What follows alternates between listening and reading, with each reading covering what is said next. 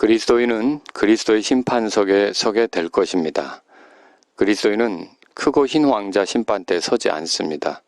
그곳은 구원받지 못한 죄인들을 심판하는 자리인데 그리스도인은 이미 예수님의 피로 모든 죄들을 용서받았기 때문에 그 자리에 설 필요가 없습니다. 그렇다고 해서 그리스도인에게 어떤 심판도 없느냐? 그렇진 않습니다. 그리스도인은 공중에서 주님을 만난 뒤 그리스도의 심판석에 서게 될 것입니다. 바울은 로마서 14장 10절에서 우리가 다 그리스도의 심판석 앞에 서리라 라고 말했습니다. 그리스도인이라면 누구나 예외 없이 다 그 심판석 앞에 서야 합니다. 거기서 우리 각 사람이 자신에 관하여 하나님께 회개 보고를 하게 될 것입니다. 바울은 고린도후서 5장 10절에서도 이렇게 말했습니다. 우리가 반드시 다 그리스도의 심판석 앞에 나타나리니 이로써 각 사람이 좋은 것이든 나쁜 것이든 자기가 행한 것에 따라 자기 몸 안에 이루어진 것들을 받으리라. 자, 여기서도 그리스도인은 예외 없이 그리스도의 심판석 앞에 서게 된다는 걸 보여줍니다. 우리가 반드시 다 그리스도의 심판석 앞에 서리니 라는 말이 그것을 보여주는 거죠. 다만 그리스도의 심판석은 죄를 심판하는 자리가 아닙니다. 예수님을 통해 의롭다함을 얻은 그리스도인은 어떤 경우라도 정죄받지 않습니다. 그러므로 그리스도의 심판석에서는 죄에 대해 묻지 않습니다. 고린도후서 5장 10절이 말한 것처럼 자기가 행한 것에 따라 자기 몸 안에 이루어진 것들을 받게 됩니다. 어떻게 살았는지 평가받게 되는 것이죠. 하나님의 자녀로서 하나님과 함께 영혼을 보내는 것에 대해서는 차이가 없겠지만 각 사람이 누리는 보상에는 차이가 있게 될 겁니다. 주님을 믿고 받아들인 사람으로서 믿음으로 어떻게 살았느냐에 따라 주님으로부터 오는 보상이 다릅니다.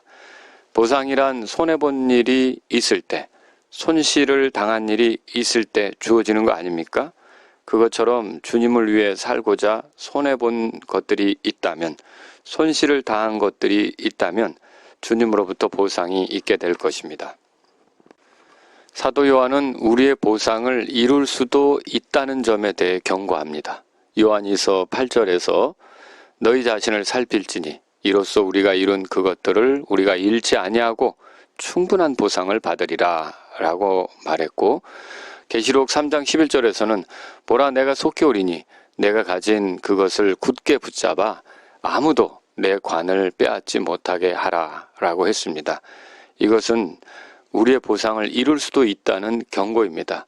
그러므로 믿음의 경주를 하는 내내 자신을 살피며 정신을 차리고 계속해서 믿음으로 살고자 해야 합니다. 그리스도의 심판석은 주님의 공의로우심을 드러내 줍니다. 주님은 다시 태어난 성도들이 어떻게 살았는지에 대해 공의롭게 판단하시고 보상해 주실 것입니다. 어떤 일들은 금, 은, 보석처럼 나타날 거고 어떤 일들은 나무나 건초, 집처럼 나타날 것입니다. 불에 타고 남는 것이 있다면 주님으로부터 상을 받겠지만 불에 타고 아무것도 남지 않게 된다면 주님으로부터 보상을 얻지 못하게 될 것입니다. 주님의 은혜로 구원받았지만 자기를 구원해 주신 주님을 위해 살기보다 자기 만족과 육신을 위해 살아온 것은 모두 불 속에서 타버리게 하실 겁니다. 그때 주님을 위해 제대로 한 것이 없고 다 타버리고 남는 것이 없다면 부끄럽고 후회스럽게 될 것입니다. 때문에 성경은 그분께서 오실 때 그분 앞에 부끄러움을 당하지 않도록 거룩한 삶을 요구합니다. 요한일서 2장 28절에 이렇게 써 있습니다. 어린 자녀들아 이제 그분 안에 거하라. 이것은 그분께서 나타나실 때에 우리가 확신을 가지게 하려 함이요. 또 그분께서 오실 때에 우리가 그분 앞에서 부끄러움을 당하지 아니하게 하려 함이라.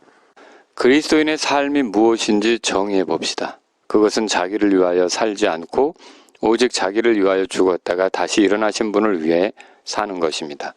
로마서 14장 9절을 보면 이 목적을 위해 그리스도께서 죽으시고 일어나서 다시 살아나셨으니 이것은 그분께서 죽은 자와 산 자의 주가 되려 하심이라 라고 했고, 고린도후서 5장 15절을 보면 그분께서 모든 사람을 위하여 죽으신 것은 살아있는 자들이 이제부터는 자기들을 위하여 살지 아니하고 오직 자기들을 위하여 죽었다가 다시 일어나신 분을 위하여 살게 하려 함이니라 라고 했습니다.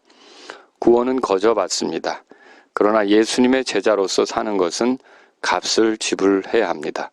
우리 모두가 예수님의 제자이지만 제자로서의 삶은 값을 지불해야 합니다. 주님을 위해 손해보고 손실을 당하고 어려움도 겪을 수 있어야 합니다.